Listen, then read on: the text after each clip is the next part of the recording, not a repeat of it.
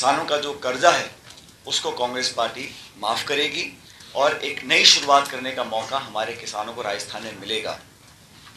हम लोगों ने मैनिफेस्टो में ये भी लिखा है कि हम जो महिलाएं हैं राजस्थान प्रदेश में, जो लड़की पैदा होगी उसके पैदा होने तक और जब तक वो पढ़ाई करना चाहे सारी पढ़ाई उसकी मुफ्त होगी, निःशुल्क होगी।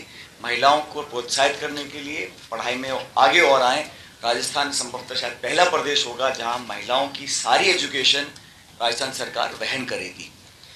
हम लोगों ने इसमें राइट टू हेल्थ का मेंशन भी किया है। डिटेल्स मैनिफेस्टो में आपको मिलेंगी।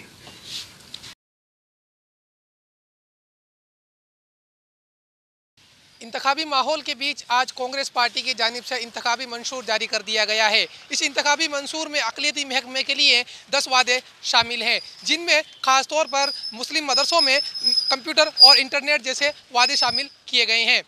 मोहम्मद रज़ाउल्लाह, ईटीवी भारत, जयपुर।